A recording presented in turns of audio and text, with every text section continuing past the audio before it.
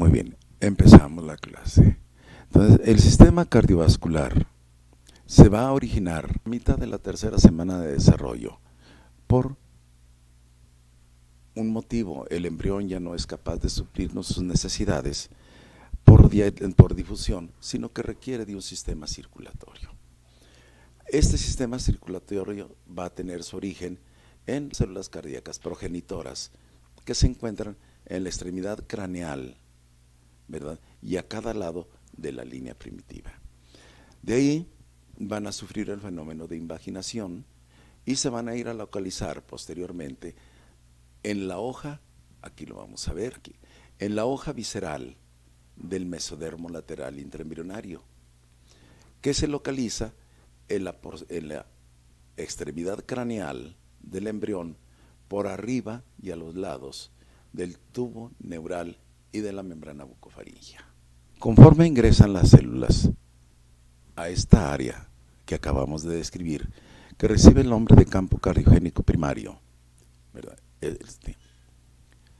Estas células van a ingresar a este campo en un orden determinado, que de afuera hacia adentro nos va a formar la aurícula, el ventrículo izquierdo, el ventrículo derecho, el cono y el tronco cardíaco. Ellos se encuentran ya proyectados en el campo cardiogénico primario. Ahora bien, al sufrir el embrión el plegamiento cefalocaudal, como lo vemos en este esquema, por el desarrollo del tubo neural, todas las estructuras que se encuentran por delante de él, como son la hoja visceral que contiene el tubo cardíaco o el campo cardiogénico, y por delante de él vamos a encontrar también al septum transverso, ¿verdad? O que es el futuro diafragma. Estas estructuras se encuentran por delante de la membrana bucofaringea, ¿verdad? Entonces, el embrión, al crecer el tubo neural, gira o hace un giro, como lo vemos aquí en el esquema, de 180 grados, localizando todas las estructuras anteriores al tubo neural, ¿verdad? Y originando un giro junto con el endodermo extraembrionario, que nos va a formar el endodermo extraembrionario, nos forma el intestino primitivo, y el campo cardiogénico va a quedar localizado junto con su cavidad pericárdica por delante, aquí lo vemos, por delante del tubo neural y de lo que va a ser en el futuro el intestino anterior. En este esquema vemos perfectamente bien ya el tubo neural, la membrana bucofaringea, el tubo cardíaco, el septum transverso y ya el pedículo de fijación del saco vitelino. En este esquema tenemos una síntesis de lo que acabamos de ver. Las células cardiogénicas primarias localizadas en el epiblasto, ¿verdad? De ahí sufren el fenómeno de invaginación, se localizan ya en la hoja espláncnica del mesodermo lateral, como lo tenemos aquí, formando el campo cardiogénico primario. El campo cardiogénico primario nos va a formar las aurículas, el ventrículo izquierdo, parte del ventrículo derecho. El resto nos lo va a originar el campo cardiogénico secundario. El campo cardiogénico secundario lo vamos a localizar o se deriva de las células de la cresta neural. Aquí tenemos la cresta neural, ¿verdad? Que se derivan del cerebro medio y el cerebro posterior, como lo estamos viendo. De aquí migran y se van a localizar en el mesenterio del esófago. Una vez que se localizan ahí, a través de los arcos faringios, tercero, cuarto, van a migrar y se van a localizar en la parte más craneal del corazón para formar el campo cardiogénico secundario, del cual se van a derivar parte del ventrículo derecho, el tronco y el cono cardíaco. Estas dos estructuras reciben el nombre también de cono de expulsión. El campo cardiogénico está sujeto a lateralidad, como todo. Ya habíamos visto que el campo que la lateralidad del embrión la vamos a a definir más bien desde el momento de la fase de mórula.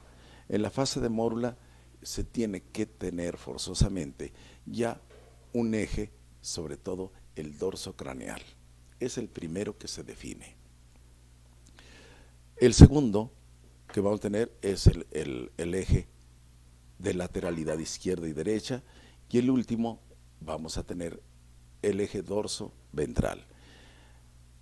El embrión se dorsaliza en el momento en que se forma el ectodermo, pero se va a ventralizar en el momento en que el embrión se cierra, las hojas somática y ectodermo superficial se cierran en el fenómeno de tubulación y forman la pared lateral y el vientre del embrión. Ahí estamos ya ventralizando el embrión y formándose el eje ventral dorsal. El eje lateral izquierdo y derecho está sujeto en corazón a la concentración de la serotonina, que en el esquema lo tenemos como 5-HT. Este gen, que es un biotransmisor en nosotros, pero en el embrión es un gen, va a originar una cascada de genes que van a terminar por inducir, ¿verdad?, la actividad del gen maestro de lateral izquierda, que es el gen PITX2. La concentración de este gen del lado izquierdo origina la lateralidad izquierda, que al definir la lateralidad izquierda, la parte derecha queda definida también, pero se debe sobre todo a las concentraciones del 5-HT, de la serotonina. Una deficiencia en serotonina o una alteración en ella, sobre todo en pacientes que toman bloqueadores de serotonina, como son las enfermas neurológicas, las enfermas psiquiátricas, pues van a originar problemas de lateralidad. El fenómeno más, o la anomalía más sencilla, va a ser la dextrocardia. De ahí van a seguir anomalías cada vez más graves, como son la comunicación interauricular, interventricular. Luego vienen otras más graves por falta de tabicación de tronco y cono, como son tetralogía de Fallot, trilogía de Fallot, traslocación de grandes vasos y persistencia del conducto arterial. También hay una falta de identidad en ventrículos y nos queda una isometría ventricular, es decir, los ventrículos no se distingue cuál es el derecho y cuál es el izquierdo, o van a desembocar los dos vasos del lado derecho también, tanto la aorta como la pulmonar. Todas estas grandes anomalías son por un defecto de lateralidad. Vamos a ver la formación del tubo cardíaco. Una vez que el embrión se pliega en sentido lateral por el desarrollo del tubo neural y de los somitas, se va a poner en contacto la hoja visceral del mesodermo lateral, tanto izquierda como derecha, sobre todo en la parte craneal, y se van a unir los tubos endocárdicos izquierdo y derecho que se formaron en cada uno de ellos, y van al día 21, empieza la unión, al día 28, es decir, al día 22, ¿verdad? Para el día 22 está totalmente cerrado el tubo cardíaco. Un tubo cardíaco con dos extremidades, una extremidad craneal, arterial y una extremidad caudal venosa, ¿verdad? Estos dos tubos quedaron perfectamente bien unidos en la parte central, pero en la parte craneal forman las dos aortas dorsales y en la parte ventral va a formar el sistema venoso. Este tubo va a estar contenido en una cavidad, la cavidad pericárdica de la que ya hemos hablado, que va a contener tanto el bulbo, va a contener el tubo cardíaco, a excepción de su parte más caudal, que es la aurícula primitiva y el seno venoso. Son extrapericárdicos. Entonces tenemos ya un tubo cardíaco contenido en la cavidad pericárdica, con una extremidad craneal y una extremidad caudal. En este momento que está formándose el tubo, aún el neuroporo craneal no ha cerrado totalmente. Esto para que se tome una referencia de la edad de este individuo, ¿verdad? El tubo cardíaco se encuentra Por delante aquí vemos el intestino primitivo, véanlo, y aquí está por abajo de la membrana bucofaringea y está localizado en el cuello del embrión. Esta parte de aquí se quitó el pedículo de fijación, ¿verdad?, del saco vitelino, por eso podemos ver el interior del intestino anterior. El tubo, al crecer, el tubo al desarrollarse totalmente, ¿verdad?, pues con sus dos extremidades, craneal y caudal, podemos distinguir algunas áreas. Pero antes de esto, al crecer el embrión, el tubo empieza a plegarse, de tal modo que la porción craneal de este se va a dirigir hacia adelante, ¿verdad?, hacia abajo, hacia adelante, hacia la derecha y hacia abajo, en tanto que la porción inferior, que es extrapericárdica, se va a dirigir hacia atrás, hacia arriba y hacia la izquierda, y se va a formar un asa. Aquí tenemos un asa, ¿verdad?, con las aurículas primitivas, el ventrículo y el bulbo cardíaco. Ahora bien, ¿cuándo se formó el tubo cardíaco? Al formarse el tubo cardíaco, derivado de la hoja visceral del mesodermo lateral, el endodermo del esófago induce a esta estructura a diferenciarse, es la que induce a formar células sanguíneas, el endotelio cardíaco, y formar también células musculares.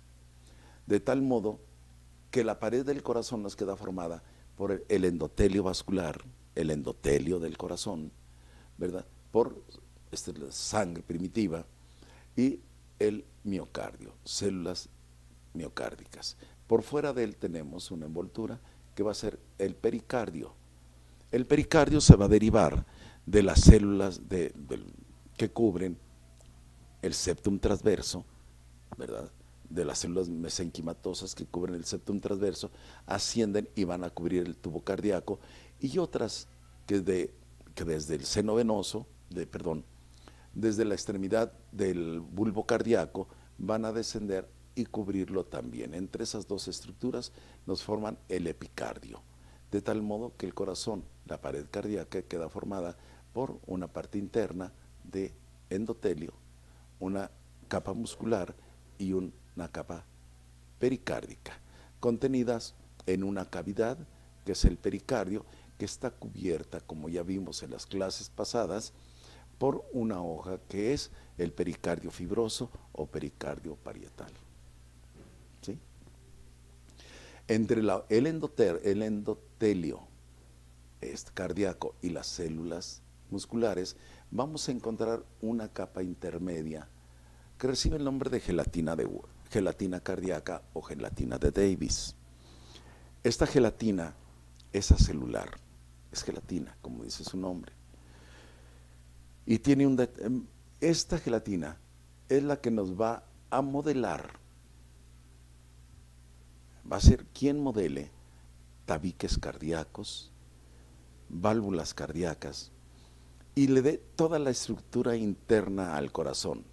Es decir, todo lo que son trabéculas ventriculares son también formadas por la gelatina cardíaca. Como dijimos al principio, es una sustancia celular, pero posteriormente es infiltrada por células de este mismo mesénquima, van a estar penetrando dentro de ellas para formar estructuras ya mesodérmicas completas y darle forma y sentido a todo el interior del corazón. ¿Sí se entiende? ¿Verdad? Al principio, el tubo cardíaco está unido al esófago por un mesenterio. Se llama mesenterio, es el mesenterio cardíaco, ¿verdad? Vamos a decirle mesenterio cardíaco o mesenterio dorsal, mesocardio dorsal, dice. Posteriormente desaparece y nos va a formar el seno pericárdico transverso. Está aquí en Locopia de Brasileiro, ¿verdad? Entonces aquí está el seno pericárdico, ¿verdad? Y así ya tenemos un tubo perfectamente bien definido dentro de una cavidad. En este tubo vamos a distinguir varias áreas. La porción más distal o más caudal, vamos a decirle, va a ser el seno venoso. El seno venoso es una estructura par, véanla, bonita, parece un espejo. La aurícula primitiva, y luego sigue el ventrículo primitivo. Luego tenemos, hasta ahí es el ventrículo primitivo. Del ventrículo primitivo hacia arriba, todo esto se llama bulbo cardíaco. El bulbo cardíaco, en su parte más distal, que es vecino al ventrículo primitivo, se va a formar, se va a trabecular, se va a llenar de trabécula y nos va a formar el ventrículo derecho.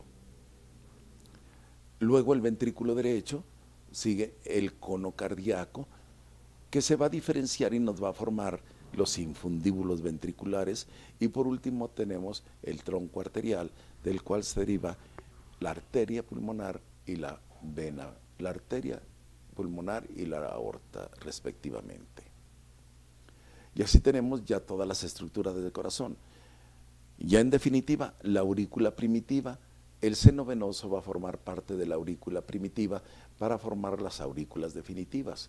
El ventrículo primitivo va a formar el ventrículo izquierdo, el ventrículo derecho, los infundíbulos cardíacos y el origen de la aorta y la pulmonar.